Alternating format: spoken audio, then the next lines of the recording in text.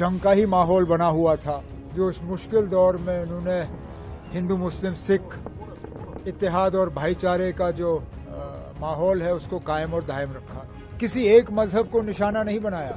गुरुद्वारों के नज़दीक, मंदिरों के नज़दीक, हमारे मदरसों और दरगाहों के नज़दीक अंधाधुन इनकी फायरिंग रही। जो 3-4 दिन जम्मू कश्मीर में एक तरफ से देखा जाए तो जंग का ही माहौल बना हुआ था, उसमें सबसे ज्यादा अगर कोई इलाका पार की शेलिंग और बमबारी के लपेट में आया वो पुंछ। और बहुत अरसे के बाद पहली मर्तबा पुंछ शहर के बीचों बीच शेल गिरे, बमबारी हुई। इसमें हमारी 13 कीमती जानें जो हैं वो हमने गंवाई। आज यहाँ पे आने का मेरा मकसद, पहले तो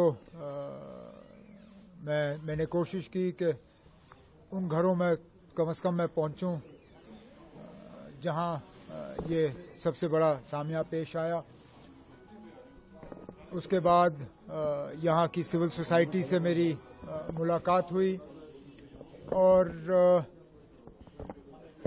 मैंने पुंछ के लोगों को मुबारक किया, जो इस मुश्किल दौर में उन्होंने हिंदू मुस्लिम सिख इत्तेहाद और भाईचारे का जो माहौल है उसको कायम और दायम रखा। अब आगे जाके दोबारा अगर इस तरह के हालात बने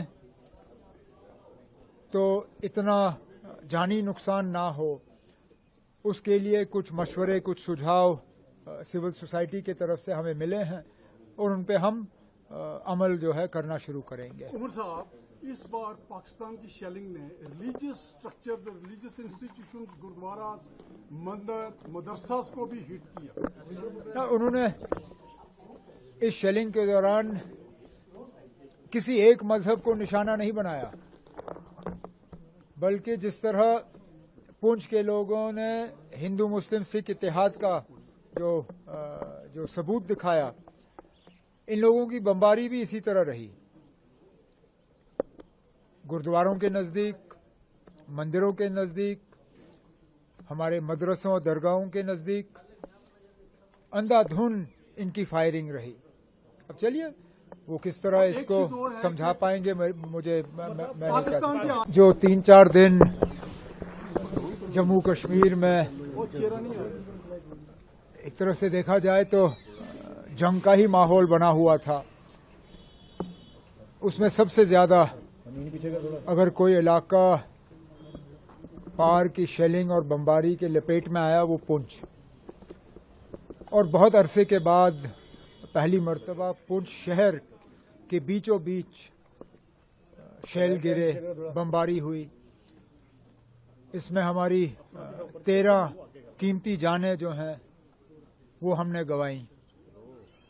आज यहाँ पे आने का मेरा मकसद, पहले तो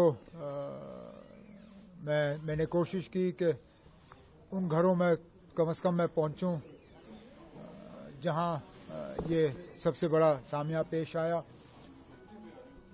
उसके बाद यहाँ की सिविल सोसाइटी से मेरी मुलाकात हुई और मैंने पुंछ के लोगों को मुबारक किया, जो इस मुश्किल दौर में उन्होंने हिंदू मुस्लिम सिख इत्तेहाद और भाईचारे का जो माहौल है उसको कायम और दायम रखा। अब आगे जाके दोबारा अगर इस तरह के हालात बने तो इतना जानी नुकसान ना हो, उसके लिए कुछ मशवरे, कुछ सुझाव सिविल सोसाइटी की तरफ से हमें मिले हैं और उन पे हम अमल जो है करना शुरू करेंगे। उमर साहब, इस बार पाकिस्तान की शेलिंग ने रिलीजियस स्ट्रक्चर, रिलीजियस इंस्टीट्यूशंस, गुरुद्वारास, मंदिर, मदरसास को भी हिट किया। उन्होंने इस शेलिंग के दौरान किसी एक मजहब को निशाना नहीं बनाया, बल्कि जिस तरह पुंछ के लोगों ने हिंदू मुस्लिम सिख इत्तेहाद का जो सबूत दिखाया, इन लोगों की बमबारी भी इसी तरह रही। गुरुद्वारों के नज़दीक, मंदिरों के नज़दीक, हमारे मदरसों और दरगाहों के नज़दीक अंधाधुन इनकी फायरिंग रही। अब चलिए वो किस तरह इसको समझा पाएंगे, मुझे मैं नहीं कह सकता। अगर आप ये वीडियो YouTube पर देख रहे हैं तो हमारे चैनल को सब्सक्राइब कर बेल आइकन दबाएं और Facebook पर देख रहे हैं तो हमारे पेज को लाइक करें।